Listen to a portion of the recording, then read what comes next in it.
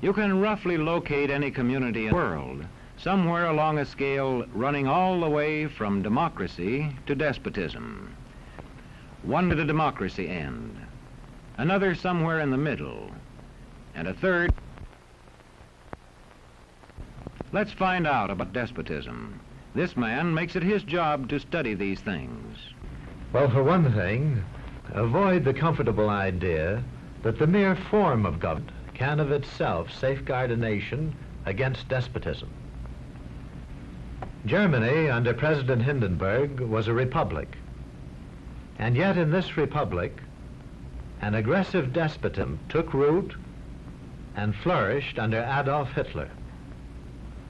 When a competent observer looks for signs of despotism in a community, he looks beyond fine words and noble phrases. For which it stands, one nation, indivisible, with liberty and justice for all.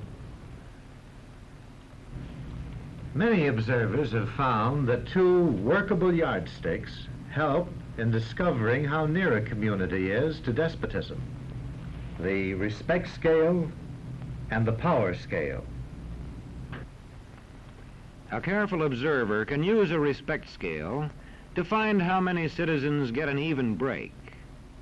As a community moves towards despotism, respect is restricted to fewer people. A community is low on a respect scale if common courtesy is withheld from large groups of people on account of their political attitudes. If people are rude to others because they think their wealth and position gives them that right, or because they don't like a man's race or his religion.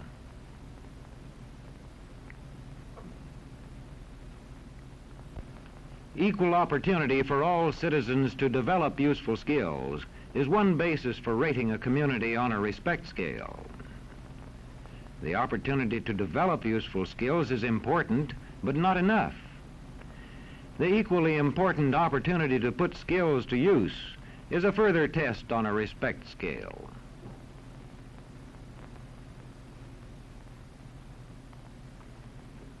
A power scale is another important yardstick of despotism. It gauges the citizens' share in making the community's decisions. Communities which concentrate decision-making in a few hands rate low on a power scale and are moving towards despotism. Like France under the Bourbon kings, one of whom said, "The state, I am the state." Today, democracy can ebb away in communities whose citizens allow power to become concentrated in the hands of bosses. What I say goes, see? I'm the law around here. The test of despotic power is that it can disregard the will of the people. It rules without the consent of the governed. Look beyond the legal formalities of an election in measuring a community on the power scale to see if the ballot is really free. If the citizens can vote only the way they're told, a community approaches despotism.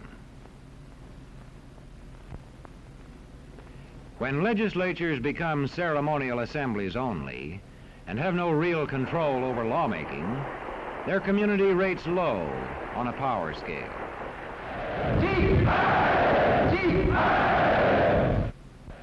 In a downright despotism, opposition is dangerous, whether the despotism is official or whether it is unofficial.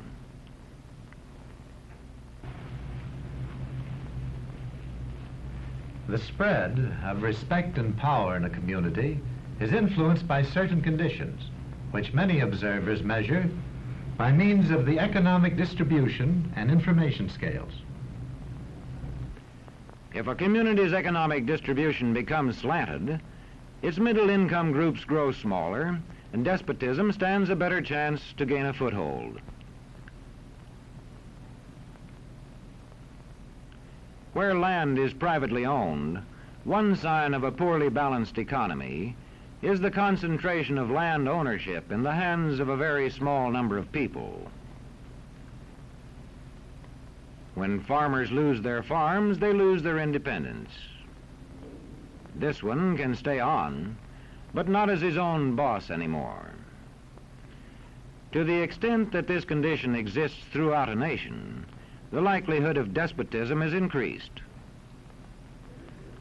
In communities which depend almost entirely on a single industry, such as a factory or mine, maintaining economic balance is a challenging problem.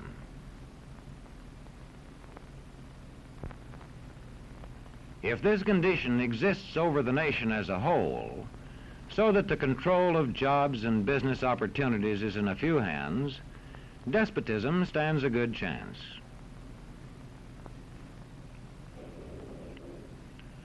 Another sign of a poorly balanced economy is a taxation system that presses heaviest on those least able to pay. A larger part of a small income is spent on necessities such as food. Sales taxes on such necessities hit the small income harder. In the days of the salt tax, feudal despotisms were partly sustained by this and other effects.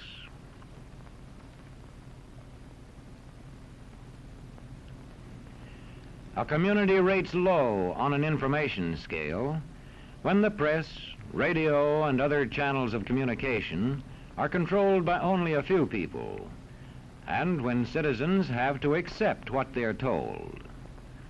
In communities of this kind, despotism stands a good chance. See how a community trains its teachers. Bear this in mind. Young people cannot be trusted to form their own opinions. This business about open-mindedness is nonsense. It's a waste of time trying to teach students to think for themselves. It's our job to tell them. And when teachers put such training into practice, despotism stands a good chance.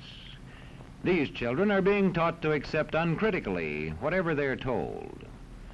Questions are not encouraged. How can you ask such a question? Have you got a textbook? Yes, ma'am. Does it say here that our law courts are always just?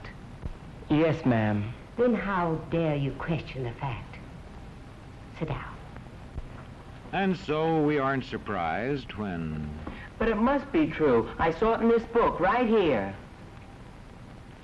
And if books and newspapers and the radio are efficiently controlled, the people will read and accept exactly what the few in control want them to. Government censorship is one form of control. A newspaper which breaks a government censorship rule can be suspended. It is also possible for newspapers and other forms of communication to be controlled by private interests. I thought I told you to kill that story. It'll cost us a lot of advertising. If that story goes out, I quit. All right.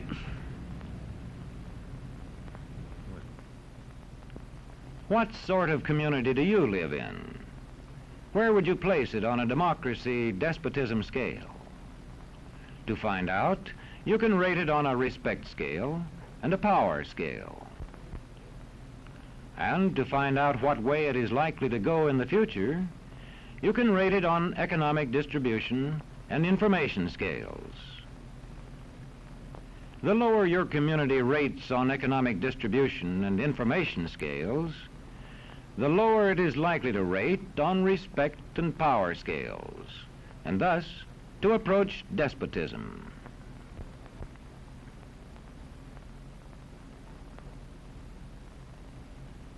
What happens in a single community is the problem of its own citizens. But it is also the problem of us all, because as communities go, so goes the nation.